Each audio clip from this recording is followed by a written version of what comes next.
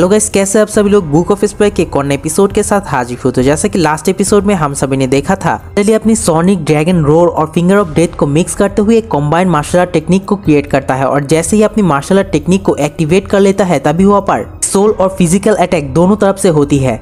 Combined martial art technique की वजह से हांग फू फेंगली की हालत बहुत ही ज्यादा खराब हो जाती है। इसी तरह से हांग फू फेंगली जोर जोर से चीखने लगता है और फिर उसकी बॉडी पूरी तरह से पैरालाइज हो जाती है और उसके पास कुछ भी पावर नहीं बचा था। और फिर फॉग हटने के बाद हांग फू फेंगली को दिखाया जाता है, जो कि बहुत ही ज्यादा जख्मी हालत में होता है। इतने ज्यादा जख्मी हालत में होता है, आगे जाकर एक मुक्का मारने की भी क्षमता नहीं था। दूसरी तरफ एल्डर ली के मुंह से भी खून निकलने लगती है, क्योंकि उसने फुल्ली इस दोनों टेक्निक का इस्तेमाल एक ही समय पे किया था। और फिर हंसते हुए कहता है, अभी भी मेरा एक बाजू सही हालत में है। और फिर एक बाजू के अंदर अपनी एनर्जी को रिलीज करते हुए वो फेंगली के ऊपर हमला करने के लिए आगे बढ़ते हुए कहता है, हाय वेनरेबल, आइए हम इसी बार की मदद से हमारी सारी की सारी शिकायतें भी मिटा लेंगे। लेकिन हाय वेनरेबल तो बहुत ही ज्यादा जख्मी था और एल्डर ली के इस बार भी के लिए जानलेवा हो सकती है। इसीलिए वो फेंगली वहाँ से दुम दबक कर भागने लगती है, जो देख के एल्डर ली तो बहुत ही ज्यादा शॉक्ड हो जाती है। फिर उसके पीछे लगते हुए कहता है, वो कही के तुम अब कहाँ भाग रहे हो। फिर हांग फू फेंगली को बचाने के लिए हमारा जिन स्टेट के लॉर्ड सर हांग फू आ जाती है, जिसे देख के हाई वेनरेबल कहता है, स्टेट लॉर्ड प्लीज मुझे बचा लीजिए। लेकिन तभी बीच में ऑन एंड ओनली जू फैन आ जाती है और फिर कहता है, क्या मेरे होते हुए तुम इन दोनों के फाइट के अंदर इन्वॉल्व हो सकते हो। फिर अपनी रेड ऑरा को रिलीज करते हुए कहता है, एल्डरली मेरे साइड में है और किसी भी डिसीजन मेरे डिसीजन के बराबर है, इसीलिए तुम उनके बीच नहीं आ सकते हो। यहाँ पर मैं रहते हुए तुम उन दोनों की फाइट के बीच दखलअंदाज नहीं कर सकते हो। फिर सर हांग फू भी कहता है, ठीक है, तुम यही चाहते हो तो देखा जा सकता है कौन किसको पहले रोकता है। ये कह के अपनी ड्रैगन क्ला की मदद से जूफेंग के ऊपर हमला कर देती है। और उसके 8 ड्रैगन क्ला भी बहुत ही ज्यादा बड़ी है, क्योंकि उसने 9 ड्रैगन को अपने अंदर एब्जॉर्व किया था। लेकिन हमारा जूफेन भी अपनी पावर को रिलीज करते हुए अपनी 8 ड्रैगन क्ला को रिलीज करता है। और उन दोनों के 8 ड्रैगन क्ला जब एक दूसरे के साथ टकराती है, तब वहाँ पर एक जोरदार और बहुत ही ज्यादा पावरफुल सा धमाका होती है। और उस धमाके की वजह से हांग फू और जूफेन दोनों ही पीछे की ओर धकेला जाता है। फिर पीछे हटने के बाद जूफेन कहता है, इसका मतलब तुमने 9 ड्रैगन का इस्तेमाल करके ट्रेनिंग किया,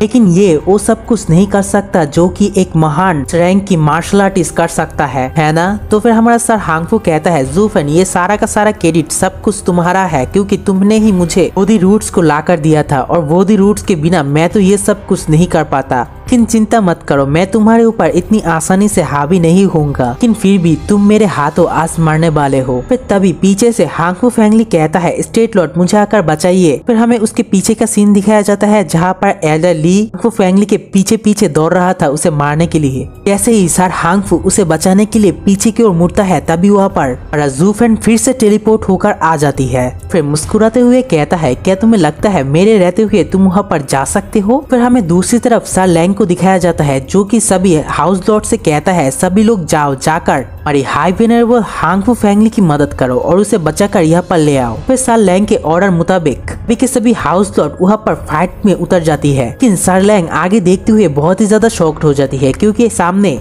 जूफेंग के आर्मी, मेडिसिन किंग और वायलेंट डीमन और फिर जीव और ओल्ड क्यू रहता है। उसके साथ साथ फेंग के साइड वाले सभी हाउस लॉर्ड भी आगे आ जाते हैं, जिसके अंदर हमारा चू बेजुन और ड्रैगन पेविलियन के लॉर्ड भी रहता है। फिर इन सभी लोगों को आगे फाइट के लिए आता हुआ देख के सर लैंग कहने लगती है, आज की फाइट का परिणाम कुछ भी हो, लेकिन हमारी हाई वेनरेबल का मरना तय हो चुका है। फिर दूसरे सीन हमें हांग फू फेंगली का सीन दिखाया जाता है, जो कि भागना बंद करके वहाँ पर रुक जाते हैं और फिर कहता है, ली जिंगटियान आप मुझे बहुत ही ज्यादा धमका रही है, मेरी परीक्षा मत लो, नहीं तो मैं तुमसे मौत तक लड़ूंगा। फिर हमारा एल्डरली हंसते हुए कहता है, हा हा हा, मैं तो यही चाहता हूँ, यही करो, बिल्कुल वही जो मैं चाहता हूँ। तो फिर ये बात सुन के हांग फू फेंगली जोर से चीखते हुए ली के ऊपर हमला करने लगती है। तो फिर एल्डर ली भी अपनी पावर वाली पंजे को आगे करते हुए अपने लास्ट पंच को टकराने वाली है। तो फिर यहाँ पर दोनों के दोनों अपनी पंच को टकरा कर आगे गुजर जाती है। और जैसे ही वो दोनों अपनी अपनी पंच को एक दूसरे के साथ टकराती है, तभी वो चीज देखने के लिए सभी लोग ही दोनों की तरफ देखने लगती है, जहाँ पर फैन थोड़ा सा स्माइल करता है। लेकिन हेल वैली के लोग बहुत ही ज्यादा डर जाती है और फिर अपनी मुंह खुला का खुला ही रह जाती है, कि हमारा हांग फू फेंगली के बाजू के साथ साथ उसके कंधा भी बहुत ही ज्यादा जख्मी हो जाती है। और फिर इतनी ज्यादा जख्मी हो जाती है कि पूरी बॉडी क्रैक हो जाती है।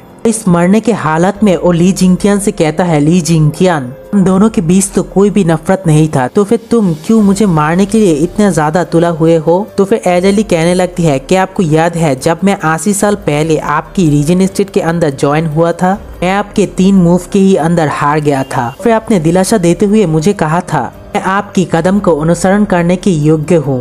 उस समय मैं आपकी पावर के देख के बहुत ही ज्यादा आश्चर्यचकित था। मैंने आपको मेरा आदर्श माना, लेकिन जब मैं इंपीरियल बॉडी आर्ट के 7th लेवल पर पहुंच गया तब आप मेरे कल्टीवेशन को रोकने के लिए मुझे आगे की टेक्निक को नहीं दिया था, क्योंकि मैं 30 साल के अंदर ही इसके 7th लेवल पर पहुंच गया था और आप जानते थे मैं एक दिन आपके आगे निकल सकता था। लेकिन फिर भी आप ये कहते हुए मुझे आगे की टेक्निक नहीं दी। मैं वो टेक्निक सीखने के लायक नहीं हूँ।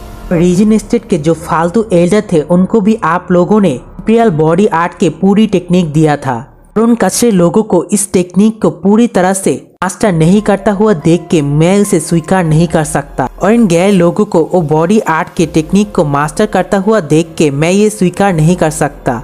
अब से आप मेरे हमेशा प्रतिद्वंदी रहे हैं और मैं कसम खाया था मैं आपको एक दिन जरूर हराऊंगा, और वो समय अब आ चुका है। हा हा हा। तो फिर हांगफू फेंगली कहता है मैं ये विश्वास नहीं कर सकता हूँ, क्योंकि एक मामूली बात है, वास्तव में आपको ये याद है आज तक। तो फिर ली जिंगटियान कहता है आपके लिए ये फालतू बात हो सकती है, लेकिन मेरे लिए ये सब कुछ है, क्योंकि कल्टीवेशन के बिना मैं कुछ भी नहीं हूँ। मेरे रास्ते की कोई भी अंत नहीं है, और कोई भी जीवित व्यक्ति या तक कि आप भी नहीं कह सकते कब मुझे रुकना है और कब मुझे आगे बढ़ना है। फिर हांगफू फेंगली कहता है हाँ मैं गलत था। ये कहते हुए अपने मुंह से खून की उल्टियां करने लगती है, और ये कहते हुए अपनी दम तोड़ देता है और वहाँ पर ही वैली के अंदर गिरने लगती है। फिर इन सब के बाद एल्डरली हंसते हुए कहता है फाइनली मैं जीत गया, और फिर आसमान की तरफ देखते हुए कहता है क्या मैं यही चाहता था। फिर ये कहने के बाद वो भी वहाँ पर ही बेहोश हो जाती है और फिर नीचे वैली के अंदर गिरने लगती है। इसे देख के हमारी ज़ूफेन की सारी लोग कहने लगती है एल्डरली। के साथ ये वाला वीडियो यहीं पर एंड होता है। तो फिर नेक्स्ट वीडियो और उसके अगले वाला वीडियो कल को आएंगे। तब तक के लिए मेरे चैनल को क्या करना है तुम लोगों को तो पता ही है।